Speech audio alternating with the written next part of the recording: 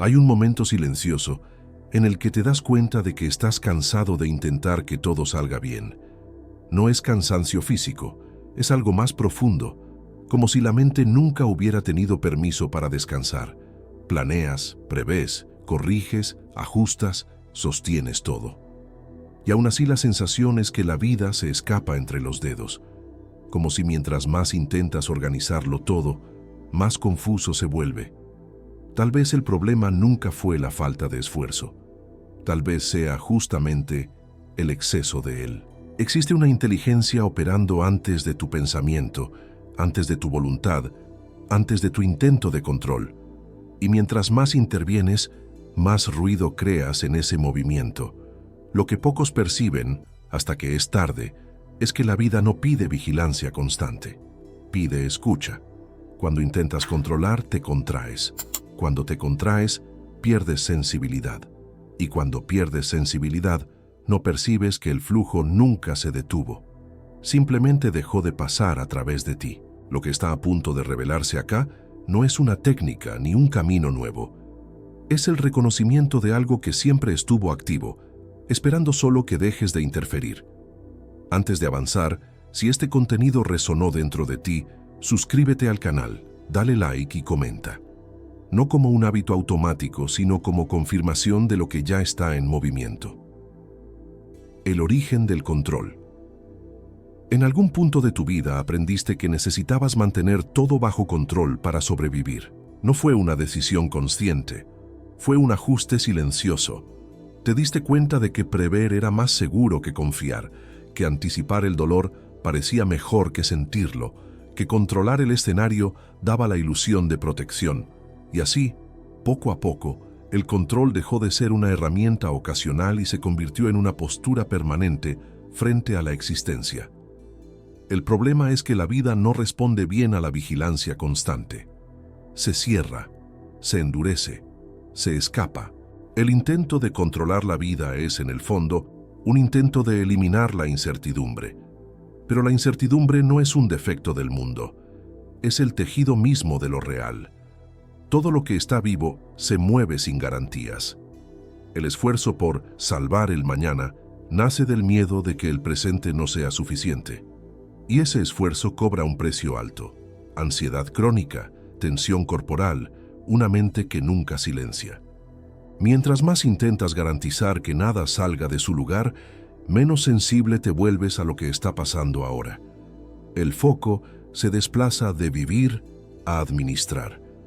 Alan Watts señalaba que el sufrimiento humano surge cuando el ego intenta nadar contra la corriente del río, creyendo que, si se suelta, va a hundirse. Lo que no percibe es que el agua misma lo sostiene. El exceso de control crea una distancia entre tú y el flujo natural de la vida. Todo pasa a filtrarse por cálculo, expectativa y miedo. Y cuando la realidad no corresponde, porque nunca corresponde completamente, surge la frustración. No porque algo salió mal, sino porque le exigiste a la vida un comportamiento que no puede ofrecer. En el budismo, el apego es visto como la raíz del sufrimiento. Apego no solo a objetos o personas, sino a la idea de que las cosas deberían suceder de cierta forma. El control es apego disimulado como prudencia. Ya el estoicismo fue directo al punto. Existe lo que depende de ti y lo que no depende. El sufrimiento comienza cuando insistes en asumir responsabilidad por lo que nunca estuvo bajo tu alcance. Intentas controlar pensamientos, emociones, reacciones ajenas, resultados futuros, y te culpas cuando fallas. Pero fallar, acá, es inevitable. El cuerpo siente este conflicto antes de que la mente lo admita. Hombros tensos, respiración corta, un cansancio que no pasa ni después de dormir. No es la vida lo que pesa, es la lucha constante contra su imprevisibilidad. Mientras más intentas cerrar el puño alrededor de la realidad, más se escurre. El control promete seguridad, pero entrega agotamiento. Promete estabilidad, pero genera rigidez. Y rigidez en sistemas vivos es siempre señal de desequilibrio. La cuestión no es dejar de actuar o abandonar responsabilidades. La cuestión es percibir dónde el control se volvió compulsión, donde el cuidado se volvió vigilancia, donde la atención se volvió miedo. Porque la vida no funciona bajo coerción, responde a la apertura, fluye donde hay espacio, observa con honestidad. ¿En qué área de tu vida estás intentando controlar para no sentir miedo? ¿Y cuánto sufrimiento te ha costado ese esfuerzo en el presente? El falso gestor.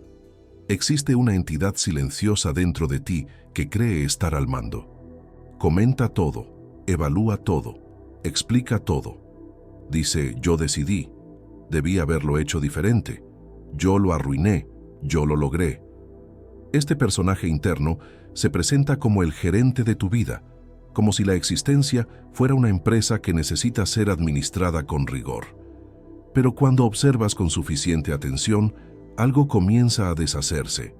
Ese yo que afirma controlar nunca está presente en el momento exacto en que las cosas suceden. El Advaita Vedanta llama a esto Maya, la ilusión del yo separado, la creencia de que existe un centro fijo, un comandante interno, gobernando pensamientos, decisiones y acontecimientos. Esa creencia es tan antigua y tan repetida que raramente se cuestiona. Aún así, cuando miras de cerca, no encuentras un gerente, encuentras procesos, sensaciones surgiendo, pensamientos apareciendo, emociones formándose, todo sucediendo antes de que cualquier yo pueda reclamar autoría. Piensa por un instante, sin apuro. ¿Eliges el próximo pensamiento que va a surgir ahora? ¿Decides conscientemente qué emoción va a aparecer frente a un recuerdo inesperado? ¿Comandas el impulso que emerge cuando algo te amenaza o te atrae?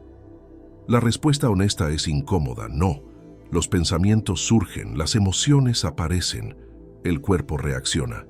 Y solo después el ego entra en escena para narrar, justificar, explicar. No crea el movimiento, comenta el movimiento. Ramana Maharshi señalaba esto de forma casi implacable con la pregunta, ¿quién soy yo? Cuando sigues esta investigación con sinceridad, percibes que el yo siempre es encontrado como un pensamiento entre otros pensamientos, nunca como una entidad sólida. Aún así, ese pensamiento se apropia de todo. Cuando algo sale bien, dice, fui yo. Cuando algo sale mal, dice, la culpa es mía. El ego vive entre el orgullo y la culpa, dos lados de la misma ilusión de control. La neurociencia contemporánea confirma algo que las tradiciones contemplativas ya sabían hace siglos. El cerebro inicia decisiones antes de que la conciencia deliberada tenga acceso a ellas. Experimentos muestran que la actividad neural que precede una elección sucede segundos antes de la sensación consciente de decidir. Esto no significa que no actúas. Significa que la idea de un yo central tomando decisiones de la nada es una narrativa construida después del hecho. El ego llega tarde y aún así exige crédito. Esa exigencia tiene un costo enorme. Cuando el ego se coloca como gestor de la existencia, asume una responsabilidad imposible de sostener. Intenta controlar demasiadas variables, el futuro, la reacción de otros, los resultados, la imagen, el significado de todo.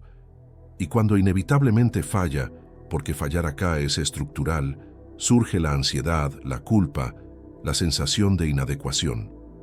El ego vive bajo presión porque intenta gobernar algo que nunca estuvo bajo su dominio. Observa cómo esto se manifiesta en lo cotidiano.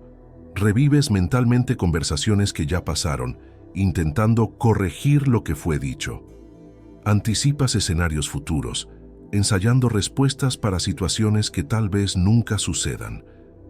Te culpas por pensamientos que surgieron sin invitación, como si pensar fuera un crimen moral.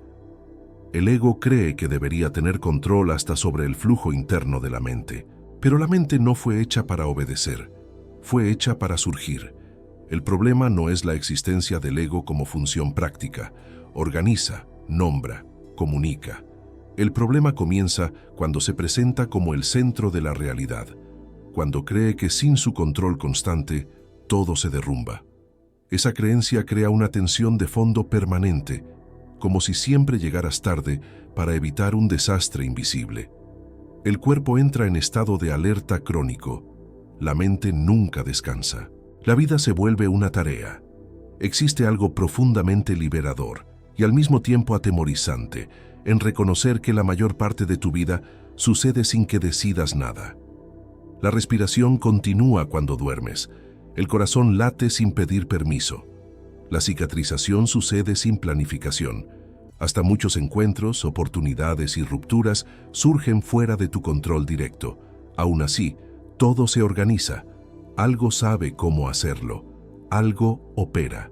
Cuando esta percepción comienza a madurar, el ego entra en pánico. Interpreta la pérdida de control como amenaza de aniquilación, pero lo que está en juego no es tu existencia, es la narrativa de autoría absoluta.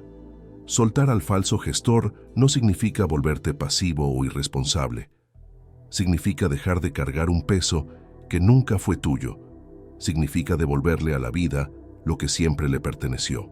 Hay una inteligencia más profunda en operación, un orden que no depende de tu esfuerzo mental constante. Mientras más el ego intenta interferir, más ruido crea en ese sistema. Mientras más se calla, más el flujo se revela. No porque lo hiciste bien, sino porque saliste del camino. Esta parte del proceso es delicada. No se trata de destruir el ego, sino de colocarlo en su debido lugar. Un instrumento, no un soberano. Un narrador, no el autor. Cuando esto sucede, algo se alinea por dentro.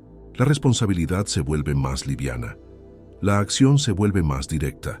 La vida deja de parecer un problema a resolver y comienza a presentarse como un movimiento a acompañar. Observa a lo largo de tu día. ¿Cuántas veces el yo intenta asumir control después de que algo ya sucedió? ¿Y qué cambiaría si reconocieras que la vida continúa funcionando incluso cuando ese gestor interno silencia? El mito del control emocional.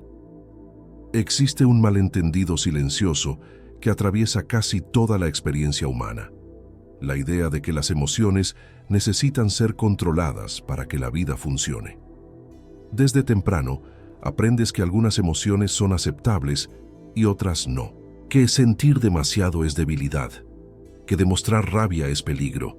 Que la tristeza necesita ser rápidamente superada. Que el miedo es algo a vencer. Así, poco a poco, comienzas a relacionarte con tu propio mundo interno como si fuera un territorio hostil, algo que necesita ser domado antes de que cause daños. Pero las emociones no son enemigas, no surgen para sabotearte. Son movimientos naturales del organismo frente a la vida. Surgen como el clima surge en el cielo. No piden permiso, no siguen órdenes y sobre todo no responden bien a la fuerza. Cuando intentas controlar una emoción, lo que realmente haces es crear resistencia. Y resistencia transforma movimiento en conflicto. El budismo vipassana enseña algo simple y profundamente desafiante: observar sin juicio, no interferir, no etiquetar, no narrar, simplemente percibir. Cuando una emoción surge, es vista como sensación en el cuerpo, como energía en movimiento, no como un problema a resolver. Este punto es crucial, porque el sufrimiento raramente viene de la emoción en sí. Nace de la historia que cuentas sobre ella, del pensamiento que dice: esto no debería estar acá, no puedo sentir esto va a destruirme. Carl Jung fue directo al punto cuando afirmó que aquello que es reprimido retorna con más fuerza. Emociones ignoradas no desaparecen, se acumulan, se transforman en síntomas, en explosiones inesperadas, en ansiedad difusa, en cansancio sin causa aparente. El control emocional, cuando se entiende como represión, crea una presión interna constante. Es como intentar mantener una pelota sumergida en el agua. Mientras más fuerza usas, más tensión se acumula, y cuando sueltas, retorna con violencia. El taoísmo observa este proceso con claridad serena. Para esta tradición, toda oposición genera tensión, y toda tensión interrumpe el flujo. Cuando luchas contra lo que sientes, te divides internamente. Una parte vive la emoción, otra parte intenta eliminarla. Ese conflicto interno consume energía vital. Y lo más irónico es que la emoción que intentas controlar suele durar más justamente por la resistencia. Aceptar una emoción no significa estar de acuerdo con ella, ni actuar a partir de ella. Aceptación es claridad. Es reconocer lo que ya está sucediendo sin añadir capas innecesarias de juicio. Cuando permites que la emoción sea sentida como es, sensación, movimiento, vibración, algo cambia, se mueve, se transforma, cumple su ciclo natural. Las emociones son procesos, no estados fijos, piden paso, no prisión. Existe un punto delicado acá que el ego distorsiona con facilidad. Interpreta la aceptación como pasividad, como si permitir sentir fuera rendirse, pero la verdad es lo opuesto. Resistir es lo que paraliza. Aceptar libera acción clara. Cuando no estás ocupado luchando contra lo que sientes, sobra energía para responder a la vida de forma inteligente. No reactiva, no impulsiva, inteligente. Observa cómo esto funciona en el cuerpo. Una emoción surge como sensación física antes de volverse pensamiento. Un apretón en el pecho, un calor en la cara, un nudo en el estómago. Si permites que esa sensación exista sin interferir, tiende a reorganizarse sola. Si contraes, juzgas, intentas controlar, el cuerpo entra en estado de alerta. El sistema nervioso se activa. La emoción gana narrativa, identidad, pasado y futuro. Deja de ser un fenómeno momentáneo y se vuelve un problema personal. El intento de controlar emociones nace, una vez más, del miedo a la incertidumbre. El ego cree que si permite sentir, perderá el control de las acciones. Pero observa con honestidad. ¿Cuántas veces hiciste algo de lo que te arrepentiste no por sentir demasiado, sino por no haber reconocido lo que sentías? Emociones ignoradas dirigen comportamientos a escondidas. Emociones observadas pierden ese poder oculto. Mindfulness no es una técnica para sentirse mejor. Es una postura de presencia radical, un reconocimiento de que todo lo que surge puede ser visto sin que necesites intervenir. Esa postura crea un espacio interno, y en ese espacio algo fundamental sucede. Dejas de identificarte totalmente con la emoción. Pasa a ser algo que sucede en ti, no algo que te define. Esa distinción lo cambia todo. Cuando la emoción deja de ser yo soy esto y pasa a ser esto está sucediendo, el control pierde sentido. Ya no hay nada que dominar, solo algo que acompañar. La vida interna comienza a organizarse sin violencia, sin esfuerzo excesivo, sin guerra. Existe una inteligencia emocional que no nace del control, sino de la escucha. Una sabiduría que emerge cuando confías en que el organismo sabe autorregularse. Mientras más intervienes, más confundes ese proceso. Mientras más observas, más se revela. La emoción no necesita ser vencida, necesita ser sentida. Este reconocimiento es un punto de giro silencioso, porque a partir de él, percibes que el mismo principio vale para la vida como un todo. Lo que intentas controlar se endurece, lo que permites fluye, no por magia, por naturaleza. Wu Wei, la acción sin esfuerzo. Existe un momento raro en el que actúas sin sentir que estás actuando. Las cosas simplemente suceden a través de ti. No hay cálculo excesivo, no hay tensión interna, no hay ese diálogo constante intentando prever cada consecuencia. La acción fluye, el cuerpo responde. La mente acompaña pero no lidera. Este estado no es extraordinario, es natural. Lo extraordinario es cuánto pasas la mayor parte de la vida lejos de él. En el Tao Te Ching, Lao Tzu llamó a este principio Wu Wei. Traducido de forma simplificada, significa no actuar. Pero esa traducción engaña. Wu Wei no es inactividad, no es omisión, no es rendirse. Es actuar sin forzar. Es permitir que la acción surja del alineamiento con el momento, no del intento de imponer un resultado. Es lo opuesto del esfuerzo compulsivo que nace del miedo. El ego cree que si no está empujando, nada sucede. Confunde tensión con eficacia, pero observa con atención. Cuando fuerzas demasiado, algo se cierra. El cuerpo se endurece. La percepción se estrecha. La creatividad desaparece. Forzar crea resistencia. y resistencia consume energía. El Wu Wei revela una paradoja que desconcierta a la mente controladora. Cuando el yo sale del camino, la vida se mueve con más precisión. El Zen expresa esto de forma directa en la acción espontánea. El arquero que no intenta acertar al blanco y acierta. El calígrafo que no controla cada trazo y crea armonía. El músico que no piensa en la próxima nota y toca con presencia total. En todos estos casos, el gesto sucede sin interferencia excesiva del ego. No hay ausencia de acción, hay ausencia de tensión.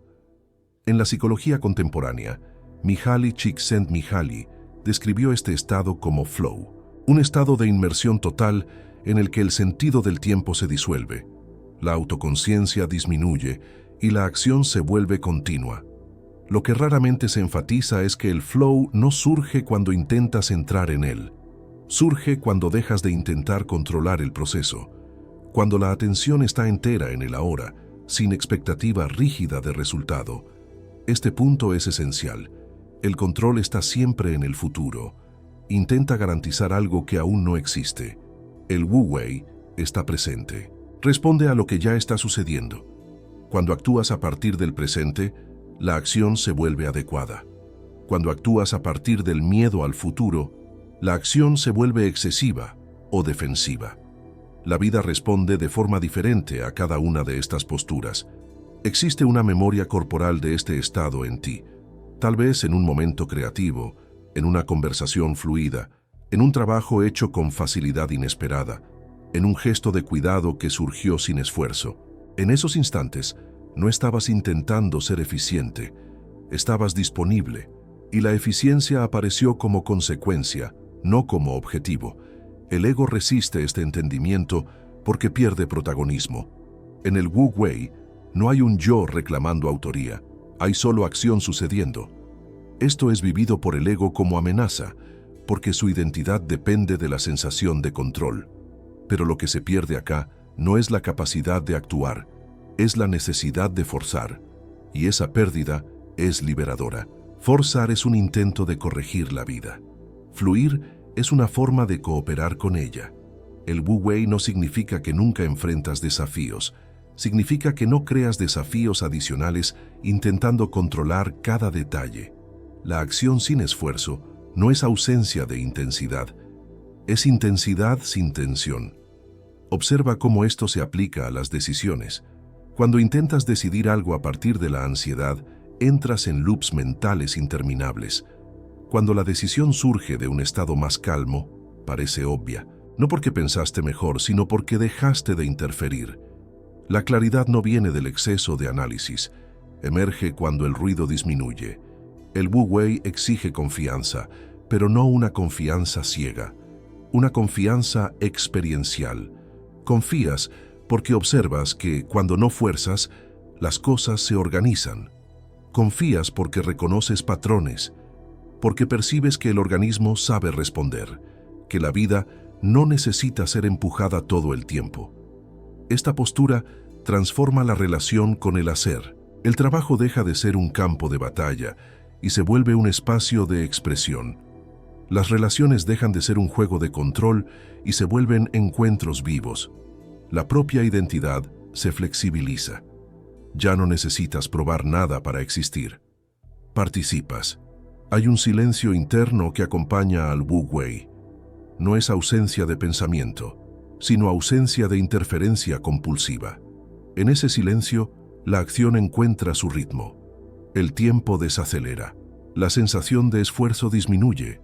La vida comienza a moverse contigo, no contra ti. Este es un punto de madurez profunda. No se trata de abandonar la acción, sino de abandonar la arrogancia de pensar que la acción necesita ser forzada. Cuando el hacedor se relaja, el hacer sucede. Cuando el controlador se aparta, la inteligencia del momento asume. Observa hoy dónde estás intentando forzar un resultado y experimenta actuar solo a partir de lo que el momento pide, sin anticipar, sin presionar. Solo observa qué sucede cuando sales del camino. La suavidad del agua. Hay algo en el agua que siempre desconcertó a las mentes más rígidas. No impone, no enfrenta, no discute. Aún así, atraviesa todo. Rodea piedras, llena vacíos, encuentra paso donde la mirada apresurada solo ve bloqueo. El Tao Te Ching señala esto con precisión silenciosa. Nada es más suave que el agua, nada es más poderoso, no por fuerza, sino por inteligencia de adaptación. El agua no intenta vencer el camino, se vuelve el camino. Esta metáfora no es poética por casualidad. Describe el funcionamiento íntimo de la propia vida. La existencia no se mueve por imposición, sino por cooperación con las leyes naturales. Cuando intentas resistir lo que es, creas tensión. Cuando permites, algo se reorganiza. El agua no elige dónde fluir a partir de preferencia personal. Responde a la gravedad, al relieve, al momento. Confía en el movimiento, y por eso llega. La rigidez, al contrario, se quiebra. Todo lo que es excesivamente rígido se fragmenta con el tiempo. Los cuerpos se enferman cuando no se adaptan. Las relaciones se rompen cuando no ceden. Las mentes entran en sufrimiento cuando se niegan a cambiar. La suavidad no es debilidad, es flexibilidad. Es la capacidad de transformarse sin perder la esencia. El agua asume la forma del recipiente sin dejar de ser agua. Esta es la sabiduría que el control nunca alcanza. Los obstáculos, bajo esta perspectiva, dejan de ser enemigos, se vuelven parte de la danza. El agua no se detiene frente a la roca preguntando ¿por qué esto está acá? Simplemente se ajusta. Cuando insistes en controlar, cada obstáculo se vuelve afrenta personal. Cuando fluyes, el obstáculo se vuelve información. Algo a integrar, no a combatir. La vida no te está probando, se está moviendo. El camino de menor resistencia frecuentemente es mal interpretado. No es el camino más fácil en el sentido superficial, es el camino más alineado con las condiciones reales. Es el reconocimiento de que luchar contra la realidad cuesta más que cooperar con ella. El agua no elige la ruta más corta, elige la posible, y en lo posible es imbatible. Hay un momento en el que percibes que mucho de tu sufrimiento vino del intento de ser más rígido de lo que la vida exige, de sostener posturas, identidades, planes que ya pedían actualización. El control intenta preservar lo que ya pasó. El flujo acompaña lo que está emergiendo. Cuando insistes en mantener la forma antigua, creas fricción. Cuando te permites adaptar, encuentras paso. Esta inteligencia del flujo no necesita ser creada. Ya opera en ti. Tu cuerpo se ajusta a la temperatura. Tu respiración responde al esfuerzo. Tu sistema nervioso busca equilibrio constantemente. La vida interna ya funciona como agua. Es la mente la que intenta congelar el movimiento, y al hacerlo, interrumpe la propia sabiduría que podría sostenerla. Confiar en el flujo no es abandonar el discernimiento, es abandonar la guerra. Es reconocer que la vida sabe reorganizarse mejor que cualquier plan rígido. Es percibir que soltar el control no es caer en el caos, es salir de él. El caos no nace de la falta de control, nace del exceso. Cuando comienzas a vivir a partir de esta comprensión, algo cambia de lugar. El tiempo parece menos opresivo, las decisiones se vuelven más simples, los errores pierden el peso de la tragedia, todo se vuelve parte de un movimiento mayor. Ya no hay la sensación de estar constantemente atrasado en relación a tu propia vida. Llegas junto. Esta travesía no exige esfuerzo heroico, pide algo más sutil, la disposición de dejar de endurecerte, de dejar de apretar, de permitir que la vida haga lo que siempre supo hacer. El control puede gritar, pero el flujo susurra, y el susurro, cuando es escuchado, reorganiza todo. Nada de esto es aleatorio. Si llegaste hasta acá, es porque algo en ti ya estaba cansado de luchar. El agua ya estaba golpeando en la puerta de la rigidez. La invitación no es a cambiar quién eres, sino a reconocer que la vida no necesita ser empujada para funcionar. Observa dónde has insistido en ser rígido cuando la situación pide adaptación y experimenta conscientemente responder como el agua respondería, ajustándote al momento sin perder el movimiento.